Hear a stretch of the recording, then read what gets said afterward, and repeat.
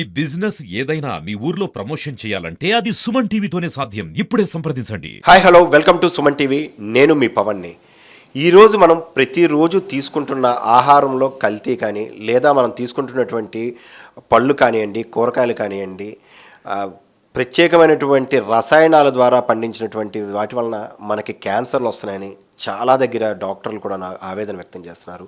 మనం తీసుకునే ఆహారం కల్తీ అవ్వడం బట్టి మన భవిష్యత్తు కానీ మన భావితరాలు కూడాను అంటే మంచి న్యాచురల్ ఫ్రూట్స్ని అందించే న్యాచురల్ ఫుడ్ని అందించేటటువంటి దుస్థితిని కూడా కోల్పోయే పరిస్థితి ఈరోజు నెలకొన్నది. దానిలో భాగంగానే ఈరోజు ప్రభుత్వం తీసుకున్నటువంటి ఒక గొప్ప వినూత్న కార్యక్రమం అయితే ఏంటంటే ప్రకృతి వ్యవసాయం. సో సేంద్రియ పద్ధతి ద్వారా పంటని ఎలా పండించాలి, దాని ద్వారా అధిక దిగుబడిని ఎలా సాధించాలి, ఆ వచ్చినటువంటి పంటని మార్కెట్లోకి తింటే మనకు వచ్చే ప్రయోజనాలు ఏంటి అన్నది ప్రభుత్వమే తన భుజాలపైన వేసుకొని ఈరోజు దానిపై అవగాహన అయితే కల్పించడం జరుగుతుంది. ఒకసారి అసలు ఆ సేంద్రియ వ్యవసాయం ఏంటి, ప్రకృతి వ్యవసాయం ఏంటి, అది ఎలా చెయ్యాలి, దానివల్ల మనకు వచ్చే ప్రయోజనాలు ఏంటి, అవన్నీ తెలుసుకునే మాటలు ప్రయత్నం చేద్దాం. సార్ నమస్తే అండి. ఈరోజు ప్రభుత్వం నుంచి ప్రకృతి వ్యవసాయం ఇదో ఒక సినిమాలో చూడడం తప్ప చాలామందికి అసలు ప్రకృతి వ్యవసాయం అంటే ఏంటో కూడా తెలియని పొజిషన్ ఉంది. ఈరోజు అసలు ఆ ప్రకృతి వ్యవసాయం అంటే ఏంటి సార్, దానివల్ల ప్రయోజనాలు ఏంటి, మా ప్రేక్షకులకు ఒకసారి మీ మాటల్లో. నా పేరు పూజారి సత్యనారాయణ అండి. జిల్లా ప్రాజెక్టు మేనేజరు, రైతు సాధికార సంస్థ, ప్రకృతి వ్యవసాయ విభాగం, శ్రీకాకుళం. అసలు ప్రకృతి వ్యవసాయం అనే కాన్సెప్టు 2015లో ఆంధ్రప్రదేశ్లో స్టార్ట్ అయింది. గౌరవ పద్మశ్రీ సుభాష్ ఫాలేకర్ గారి ఐడియాలజీని బేస్ చేసుకొని గౌరవ శ్రీ విజయ్ కుమార్ గారు, executive vice chairperson, retired IAS గారు నాయకత్వంలో ఈ ప్రాజెక్ట్ని ఏపీలో అమలు చేస్తున్నారు. మొదట్లో దీన్ని ZBNF అనేవాళ్ళు, జీరో బడ్జెట్ నేచురల్ ఫార్మింగ్. దాన్ని ఇప్పుడు ఆంధ్రప్రదేశ్ కమ్యూనిటీ మేనేజ్డ్ నేచురల్ ఫార్మింగ్గా పేరు మార్చి కొంచెం లార్జ్ స్కేల్లో రాష్ట్రంలో అన్ని జిల్లాల్లో ఇంప్లిమెంట్ చేస్తున్నారు.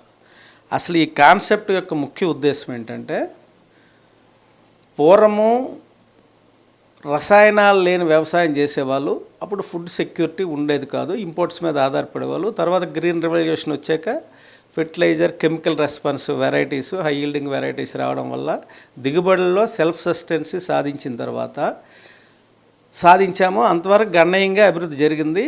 కానీ ఆ కెమికల్స్ వాడకం హెవీ అయిపోవడం వల్ల బాడీలో కెమికల్ రెసిడ్యూస్ మనం తినే కూరగాయల ద్వారా కానీ మిగతా పండించే వస్తువుల ద్వారా కానీ బాడీలో చేరిపోయి ఇమ్యూనిటీ పవర్ తగ్గి రకరకాలు ఈ ఆధునిక వైద్యం చెప్తున్న ఈ క్యాన్సరు ఇలాంటివన్నీ మనుషుల్లో వస్తున్నాయి. కాబట్టి దానికి విరుగుడుగా అలాగని దిగుబడులు తగ్గకుండా భూమిని దానికి అనుకూలంగా తయారు చేసి దిగుబడులు తగ్గకుండా, కెమికల్స్ లేకుండా ప్రకృతిలో దొరికే నేచురల్ రిసోర్సెస్ దొరికే పదార్థాలను వాడుకొని వ్యవసాయం చేసి అధిక దిగుబడులు సాధించడం అనేది దీని ముఖ్య లక్షణం.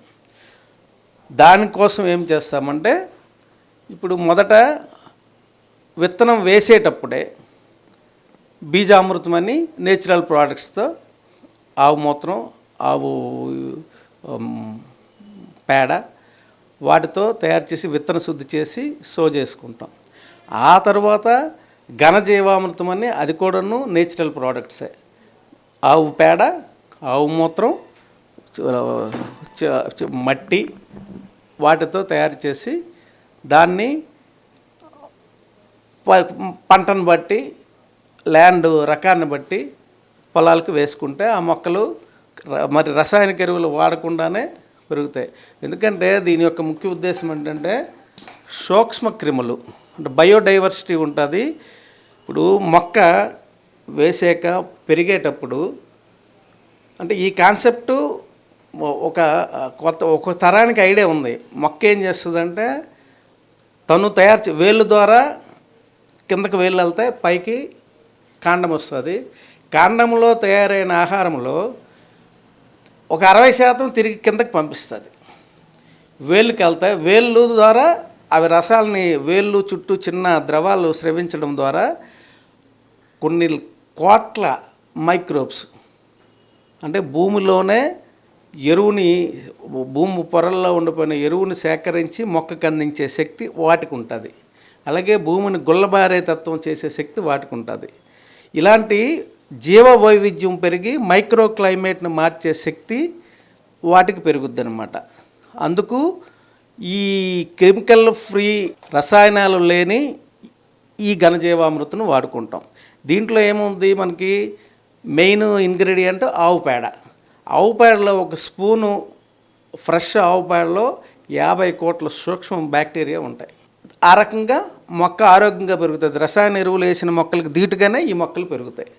ఆ తర్వాత మధ్యలో ఒకసారి ఇది వేసేసిన తర్వాత ఇంకా కాండం మీద బయోమాస్ పెరుగుతుంటుంది. అంటే రొమ్మలు అవి పెరిగి చిన్న మొక్కలైన ఆకులు సంఖ్య పెరగడం వల్ల ఇది భూమి నుంచి తీసుకునే న్యూట్రియంట్స్ చాలనప్పుడు ద్రవ జీవామృతం అని మళ్ళీ ఇదే ఆవు మూత్రం ఆవు పేడతో తయారు చేసింది స్ప్రేయింగ్స్ కూడా చేసుకుంటాం. దానివల్ల ఏమవుద్దంటే క్రిమికీటకాలు రాకుండా రిపెల్లెంట్గా ఉపయోగపడుతుంది. అది దాని మీద కవర్ చేస్తుంది. ఇది భూమికి మొక్కకు కూడాను డైరెక్ట్గా పోషకాలు అందుబాటులోకి వస్తాయి. ఈ 2 విధానాలు వాడుకుంటాం. ఇంకా అప్పటికీ మొక్కలకి ఏదైనా తెగుళ్ళు పురుగులు వచ్చే అవకాశం ఉంది కాబట్టి కీటకాలు దాడి చేసినప్పుడు వేప కషాయాలని ఇంకా రకరకాల కషాయాలు ఉన్నాయి. అలాగే శిలీంధ్రాలు వచ్చినప్పుడు శిలీంధ్రగా నాశనలు ఫంగిసైడ్స్ మనకు బయట మార్కెట్లో ఎలా పనిచేస్తాయో అలాగా ఈ పుల్లటి మజ్జిగ అన్నీ లోకల్లో దొరికే పదార్థాలతోనే వాటిని పారదోల చేస్తున్నారు. ఆ రకంగా ఇటు న్యూట్రియంట్స్ పరంగా మొక్క పెరగడానికి అలాగే తెగుళ్ళ పరంగా నివారణకి అన్నీ మన లోకల్ రిసోర్సెస్ ద్వారానే బయో ప్రోడక్ట్స్ని వాడుకొని వ్యవసాయం చేయటం. ఇది దీని యొక్క ముఖ్య ఉద్దేశం. చాలా రకాల విత్తనాలని అన్నిటిని కూడా ఒక పిఎండిసి అనే స్కీమ్ ద్వారా పెట్టి అవన్నీ మిక్స్ చేసి వేస్తున్నారు. అసలు ఏంటి సార్ అవేంటి? ఇప్పుడు గత 3 సంవత్సరాలుగా ఈ పిఎండిఎస్ అనే ఒక కాన్సెప్ట్ ముందుకు తీసుకొచ్చారండి. అసలు పిఎండిఎస్ అంటే ప్రీ మాన్సూన్ డ్రై సోయింగ్ అంటారు. అంటే మనకి రైతులకి జనరల్గా మనకి ఋతుపవనాలు ఈ నైరుతి ఋతుపవనాలు ప్రారంభం నుంచి ఖరీఫ్ సీజన్ మొదలవుతుంది. ఈశాన్య ఋతుపవనాలతో రబీ సీజన్ మొదలవుతుంది. ఈ ఖరీఫ్ సీజను యావరేజ్గా జూన్ టు అక్టోబరు 5 నెలలు ఉంటుంది. November to February rabi season 4 months ఉంటుంది. ఈ 4 నెలలు కాకుండా ఈ 9 నెలలు కాకుండా ఇంకొక 3 నెలలు పంట పొలాలన్నీ బేరన్గా ఉండిపోతున్నాయి. బీడు బారిపోయి అలా పగులు ఇచ్చేసి ఉండిపోతున్నాయి.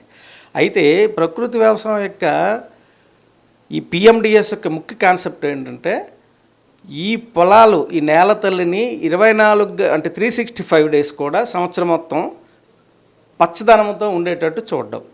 పచ్చదనంతో ఉండేటట్టు చూడడం వల్ల ఉపయోగం ఏంటి, అసలు అది ఎలా ఉంచగలం, ఈ మిగతా వేసవిలో నీరు లేని స్టేజ్లో ఈ మొక్కల్ని ఎలా ఉంచగలం, పచ్చదనంగా ఎలా ఉంచగలం అన్నదానికి పిఎండిఎస్ కాన్సెప్ట్ను వాడుకొని రైతుల్లో ఏం చేస్తున్నామంటే నవధాన్యాలని అంటే బాజ్రా అలాగే వేసవి ఎద్దడిని తట్టుకునే బెట్టను తట్టుకునే మొక్కలు ఫీల్డ్ బీన్ అంటారు. ఫీల్డ్ బీన్ అంటే అవిసెలు అంటాం. అలాగే క్లస్టర్ బీన్ అంటాం అంటే గోరుచిక్కుడు. అలాగే ఆకుకూరలు ఇలాగ 5-6 రకాలు ఒక 9 రకాల నవధాన్యాలు అన్ని విత్తనాలు కలిపేసి తొలకరి వర్షాలు పడినా పడకపోయినా అవి పొలంలో వెదజల్లితే ఎప్పుడు నీరు వస్తే అప్పుడు ఎప్పుడు చిన్న తేమ తగిలితే అప్పుడు అవి మొలకలు వెత్తి భూమిని గ్రీన్ కవర్గా ఉంచుతాయి అన్నది ఈ 365 డేస్ గ్రీన్ కవర్గా ఉంచడం అందులో భాగమే పిఎండిఎస్. అయితే ఎండల్లో వేస్తే విత్తనాలు కూడా పోతాయి కదా, ఎలగ మొలకెత్తాయని సందేహం రైతాంగానికి ఉంది, అందరికీ ఉంది. కాబట్టి దానికి మార్గం ఏం చెప్పామంటే ఈ గ్యాదర్ చేసిన విత్తనాలని ముందు పెల్లటైజేషన్ కింద పెల్లెట్స్ కింద తయారు చేస్తారు. వర్షం పడితే డైరెక్ట్గా బ్రాడ్కాస్ట్ చేసి లేదా విత్తేస్తారు.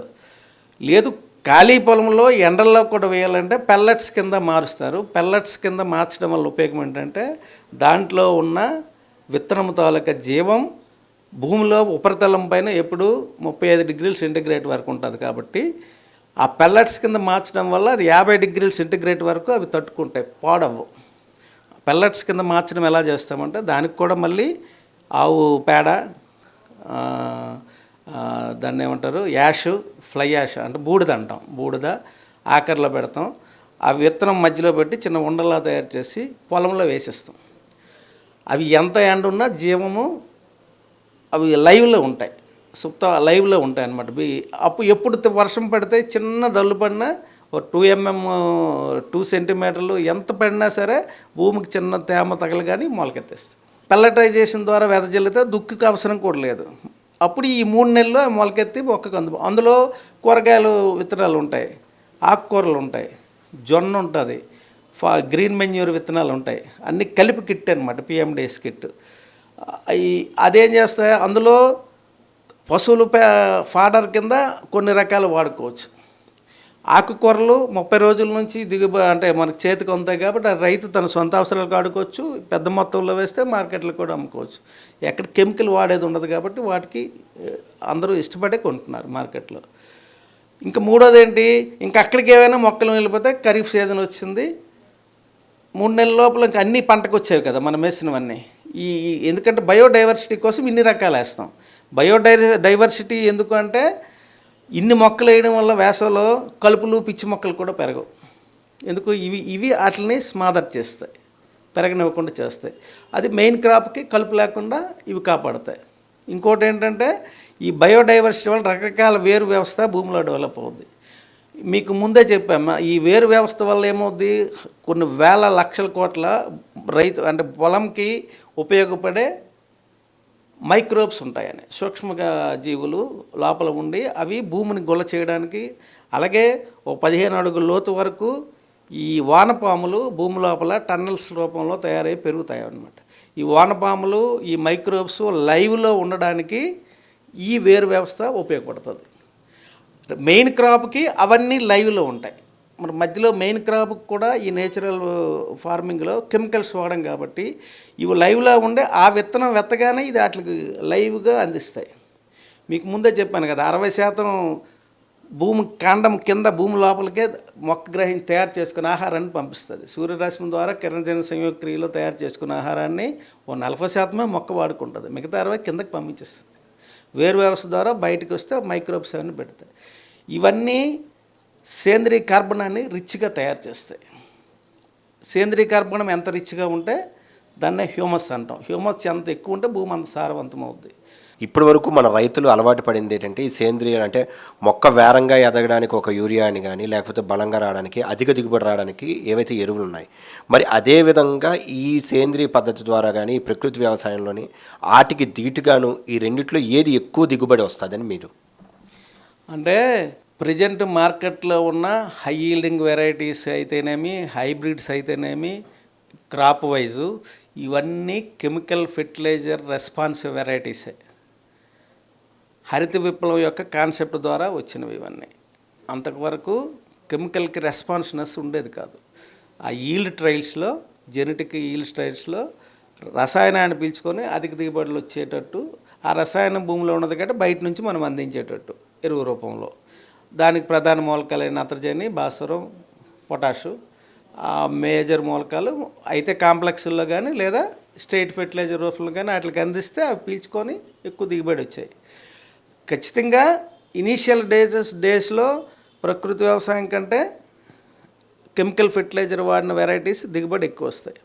కానీ ఒక 3-4 సంవత్సరాలు కంటిన్యూస్గా మనం ప్రకృతి వ్యవసాయం ప్రాక్టీస్ చేస్తే భూమి పూర్తిగా ఆర్గానిక్ మ్యాటర్ పెరిగిపోయి, అలాగే బయోడైవర్సిటీ పెరిగి రకరకాల అంటే పంటని ఉపయోగపడే సూక్ష్మక్రిములు డెవలప్ అయ్యాయి, వాటర్ని నిల్వ చేసుకున్న శక్తి పెరిగి, వీటిలన్నిటి మీద ఒక 3-4 ఇయర్స్లో కెమికల్ వ్యవసాయంతో ధీటుగా నేచురల్ వ్యవసాయంలో కూడాను దిగుబడులు సాధించవచ్చు. మనకి సేంద్రీయ వ్యవసాయం ద్వారాను అంటే ఏదైతే ఉందో ఇవాళ ప్రకృతి వ్యవసాయానికి ప్రాముఖ్యత చాలా ఉంది. కారణం ఏంటంటే ఒక్కసారి మనం తీసుకుంటున్నటువంటి రసాయనకు సంబంధించినటువంటి కూరగాయలు కానీ పళ్ళు కానీ అవి నేరుగా మన శరీరంలోకి ప్రవేశించినట్లయితే ఖచ్చితంగా మన బాడీలో ఉన్నటువంటి రక్త కణాలను అయితే చంపి క్యాన్సర్గా మారే ప్రమాదకారకాలుగా సూచిస్తున్నారు.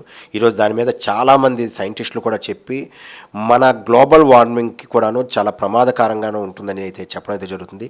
వీటన్నిటికీ చెక్ పెట్టడానికి మన చేతిలో ఉన్నటువంటి అంటే పూర్వీకుల నుంచి వస్తున్నటువంటి పాత పద్ధతే మేలుమైనటువంటి పద్ధతిగానే చెప్తున్నారు.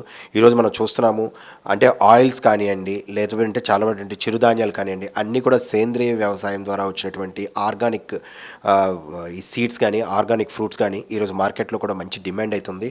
అవి మనం నేరుగా తీసుకోవడం బట్టి మన ఆరోగ్యం బాగుగా కావడమే కాకుండాను చాలా అంటే హెల్దీ ఫుడ్గాను కూడా చూడొచ్చు.